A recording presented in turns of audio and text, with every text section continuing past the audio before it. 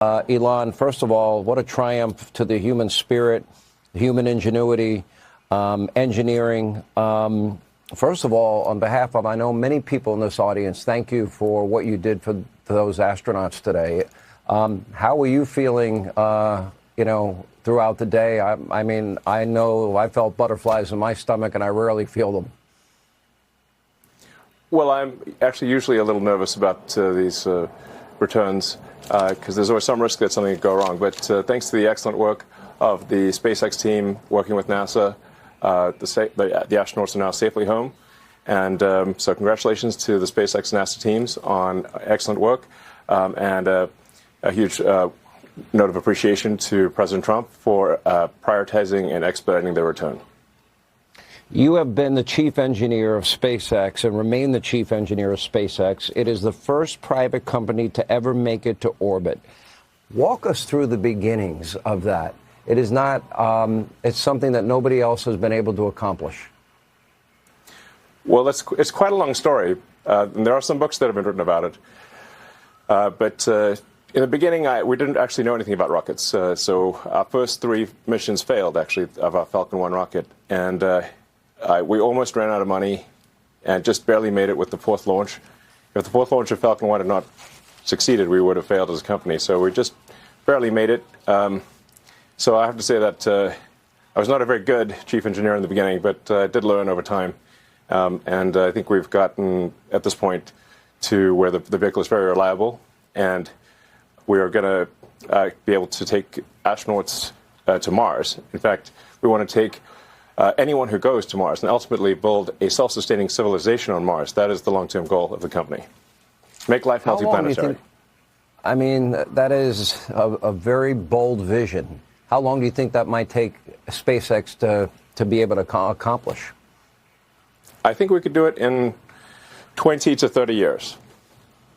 Mm-hmm. So but really, in our lifetime, I should say, if God blesses me with a longer life than I deserve, right? I could always hope. I would love to be able to see that. That would be amazing. I happen to have a telescope, and I love to look at the stars in the sky and the planets, and I am amazed at the majesty of all of creation and the idea that we even look at the moon and we can go there and come back, or a space station, or you launching the hundreds of satellites you have. I want to ask you this question, if I may, and it's, every aspect of this rescue had challenges and danger. The launch, we start there.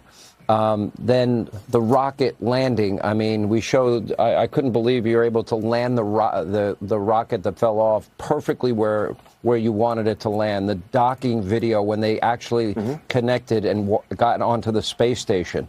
Then the taking off earlier today was a 17-hour trip, leading to the splashdown that all of America watched today.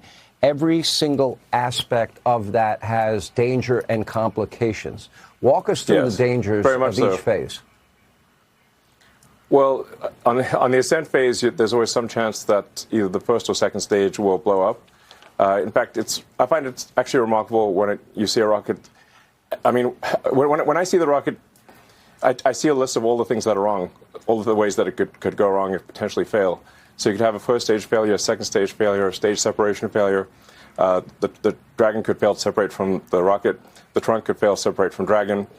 There could be sort of an engine failure on the spacecraft itself. When it's coming back, it's coming in so fast, it's a blazing meteor.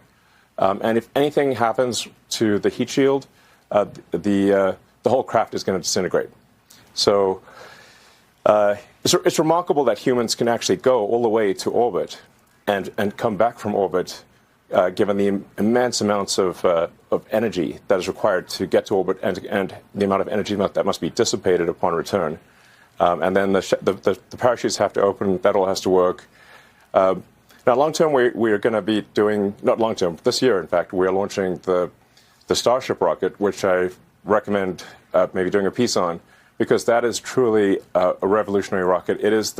Starship is the first rocket that has the potential to make life multiplanetary, to make us a multi-planet civilization for the first time in the history of Earth. And that's truly profound. What was amazing, and I studied a lot of this because of my need to cover it, at one point going 17,000 miles per hour, going through 3,500 degrees Fahrenheit. You have this thermal protection system. Now, we do know that the Boeing Starliner, you know, we know that it had problems. So these problems that you talk about, we can't take them for granted or get complacent.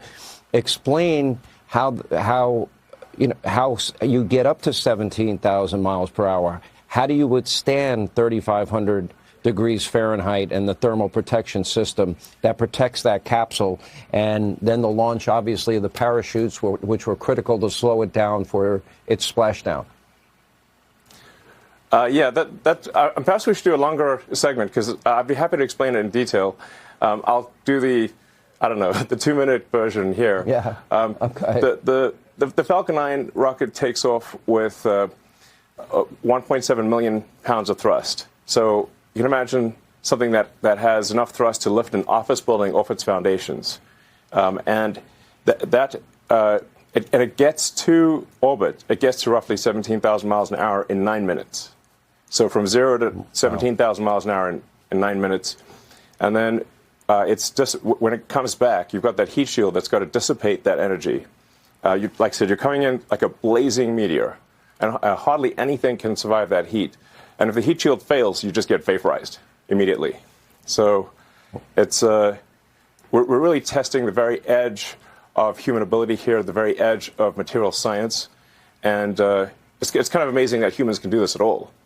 Hopefully this gives, hopefully for people out there, this is a moment of optimism about the future, a moment of excitement about the future, and it portends great things for America and humanity in space. I'm only going to ask you one political question, just for clarification purposes only. I don't think this should really be a political night. I think this is, right, a moment where the country should celebrate the fact that you were able to rescue them, that it happened successfully in spite of the difficulty, the challenges, and the danger. But I just want to clarify on the issue of whether or not you had offered to send this rocket to space to rescue these astronauts sooner to Joe Biden and Kamala Harris. I heard somebody earlier today say, in fact, that didn't happen when I believe it did. No, we definitely offered to return the astronauts earlier. There's no question about that. The astronauts were only supposed to be there for 8 days, and they've been there for almost 10 months. So obviously that doesn't make any sense. SpaceX could have brought the astronauts back after a few months at most, and we made that offer to the Biden administration. It was rejected for political reasons, and that's just a fact. Yeah. I followed this from the very beginning. Did America and the world make a mistake by slowing down, going to the moon and to other planets? Was that a mistake on our part? I mean, don't we have so many scientific and innovative breakthroughs every time we go? Well, I think we'll have tremendous breakthroughs when we establish a city or a base and then a city on Mars, because we'll have to overcome so many challenges that it'll serve as a forcing function for the development of new technologies that will have tremendous benefits to people on Earth.